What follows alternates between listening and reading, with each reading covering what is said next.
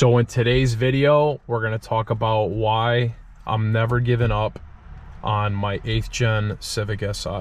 Number one reason is the love for these cars, guys. Like, I absolutely love these cars. Like, truly, when I get in them, I feel connected with them. I love the interior. I love the steering wheel, the shifter. Everything about this car, I can genuinely say that I love, like, without a doubt. I drive one, I feel connected with it, guys. Like, when I'm rev matching, when I'm just, it feels good. It's like a driver's car. I've been told that before I purchased one, and I could definitely agree with that statement. They're just a blast to drive. Next thing is the style, guys. The style in these cars is so ahead of their time. Like, the FG2, the FA5 platform just looks so appealing. I'm sure that's why most of you guys buy them. The FA5 looks better, but the FG2 with a nice set of wheels and lowered perfectly pops well too. So cars are definitely ahead of their time. 8th gen Civic Si was introduced in 2006, which was pretty much 18 years ago, guys. That's insane that I'm sitting in one right now that is literally an 08. That's not too far away from it. 18 years ago, I would turn the dash on so you guys could see, but they offered a digital dash, electric steering on these vehicles, which was pretty advanced. And I think ultimately why everybody loves these is for the naturally aspirated engines, guys, that can rev to the moon and produce almost 200 horsepower stock. I think that was a huge selling strategy for these.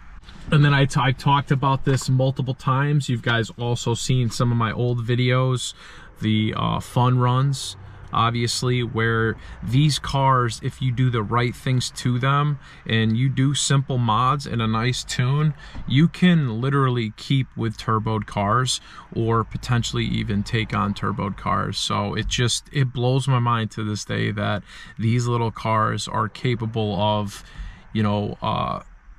holding their own. Like, they will literally hold their own. The last thing I want to talk about here, I talk about this in a lot of my videos, is the reliability and the simplicity. Those both go hand in hand. So these cars, guys, I talk about this all the time, and I will continue to talk about it all the time. They are pretty freaking reliable. Like, as long as you buy them and they've been well maintained and, all the maintenance is up to date, you're going to have very, very minimal issues. Like, you might have a battery that goes, or maybe an alternator or something like that. But in terms of engine, we're talking engine, like, they are pretty superior, guys. They have a timing chain. When the simplicity part's going to come in here, they have a timing chain that is pretty much will last, I believe, the life of the engine, as long as you keep up on your oil and, just make sure that you're not, just make sure that the tensioner is good. But these cars will, prove their own to you.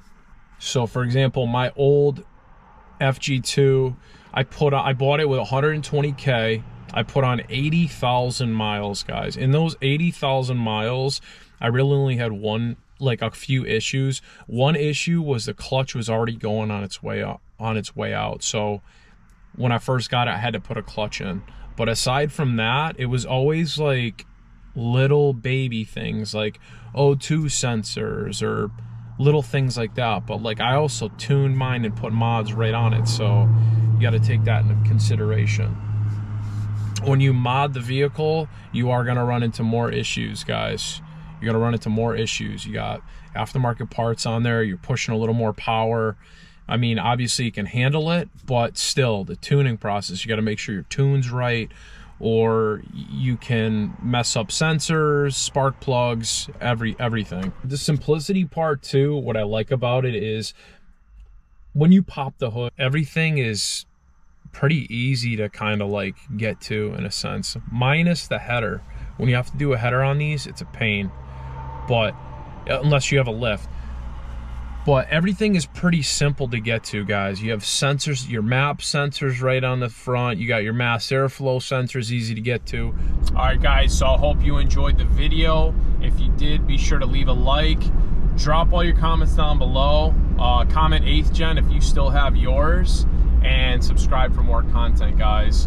I have some changes coming up. I'll keep you all posted soon, but I'm just glad that I have another project, that I have another FG2 to fall back on, because I honestly, like, I don't know, like when I got rid of mine, I could have been like, it could have been a while till I found another right one, you know?